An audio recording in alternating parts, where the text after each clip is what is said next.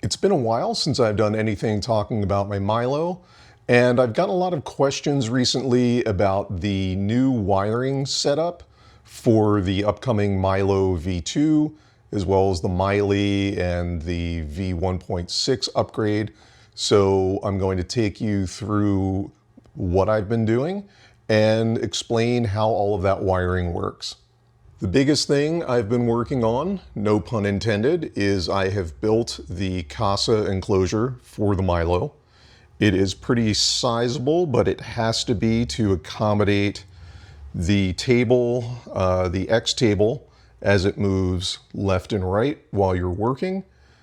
You can build the Milo V2 as a Mili, where the X table is fixed and the fixated plate goes left and right, which lets you put the machine in a smaller actual space at the expense of your work area.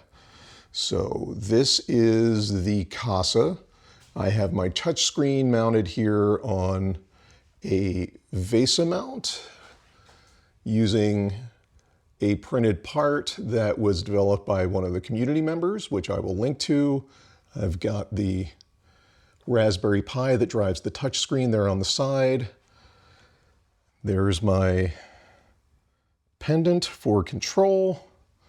And I've done a modification where rather than having to take all of these clips off to remove this panel to get to the electronics, I can just take this handle and pull and slide that out of the way or pull it entirely out. So I'm going to do that, and then let's take a look at what's going on in the box. So this is the inside of my electronics bay. Unlike traditional LDO kits, there's just guidelines for how this should be set up, and you get to choose your own adventure or electrical supplies, however you care to look at that. So I have a master switch on the bench that this is sitting on, and then I've used this PowerCon connector, which is a locking connector to get power into the electronics. Down here I have these small aircraft connectors for the pendant and out to my Raspberry Pi, as well as an Ethernet input because I have hardwired this into my network. There's a 120 millimeter cooling fan.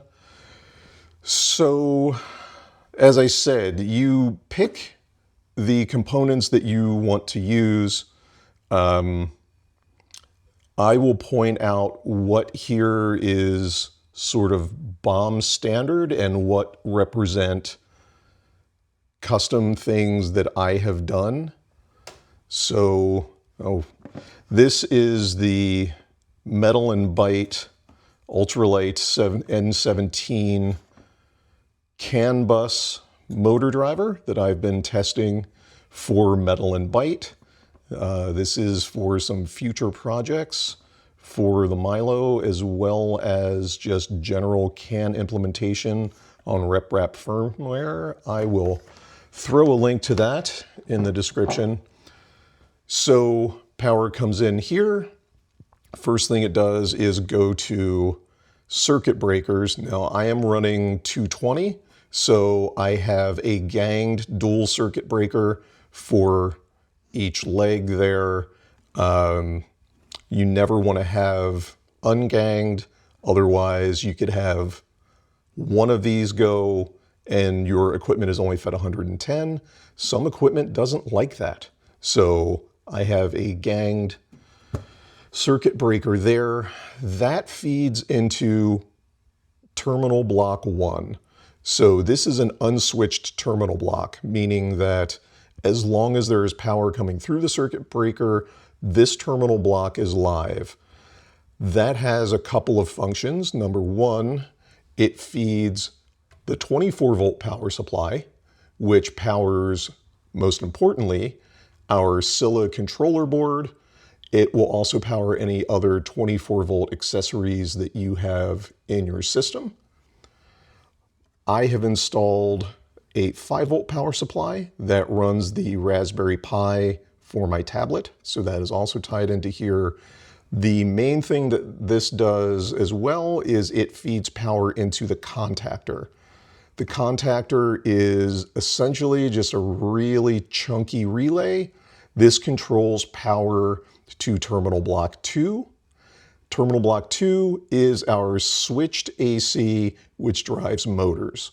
So we come out of here, that feeds into my motor power supply. So this provides 48 volts for the motors on the Milo itself. This also feeds into an EMI filter that I have behind this printed enclosure. And then the output of that goes to my VFD.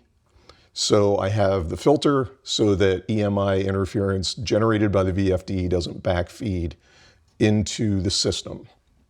That is the AC power flow. Now let's look at DC. As I said, once you turn the power onto the enclosure, that turns on the 24-volt supply, which is for logic. That feeds this DC distribution block. So that feeds 24 volts to the Scylla board, which not only runs it, I'm using that for the VMOS bus, which is the voltage that powers all the MOSFET outputs.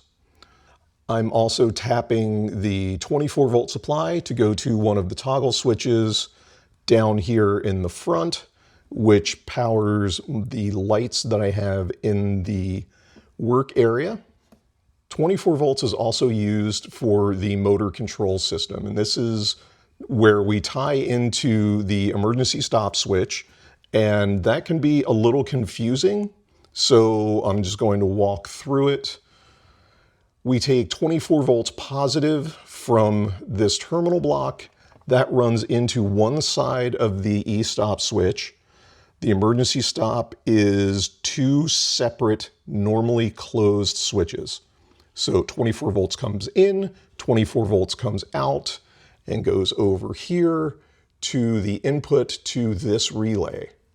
We come out of this relay, and that feeds into the positive input for the contactor, and then the negative for the contactor is tied into this distribution block. So for the motor supply and the VFD to get power, the emergency stop button has to be in the operating position. So 24 volts coming from up there, it's going through there, it's going to the relay. We have to tell the firmware to enable this relay because it is through a normally open circuit. So once we tell the firmware to close this relay, that then sends power to the contactor, which sends power to the motor supply and our VFD. There is also another part of this system. I have the X max limit switch wired through the other side of the emergency stop button. And the reason for this is if I hit the emergency stop, that's not only going to shut off power to the VFD and to the motor power supply, that is going to let the Scylla board know that the emergency stop has been triggered, and this is going to shut down so that even if you take care of whatever you have going on in the work environment and you think you're ready to go, there's no way that you can just reset the emergency stop and suddenly have movement or your spindle spins up. You have to actually reset this. So that is the majority of what's going on here. I'm going to fire it up, and then we'll take a look at what things look like. Okay, so now the system is on. I have my cooling fan running. We've got the blinking lights there. So here in the front, I've got my Duet web interface.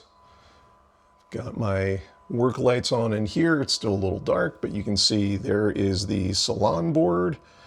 that takes all of the wiring here that's going into the electronics bay. I put in an additional extrusion to give me a little lacing bar there, and underneath there is a heavy-duty connector for my spindle.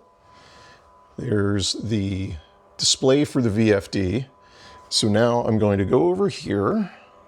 I have position 5 on my pendant set up to be motor power, and when I hit that,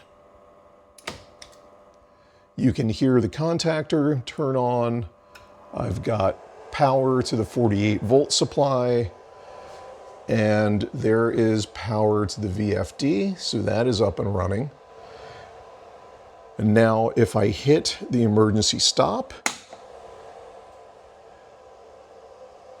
you can see that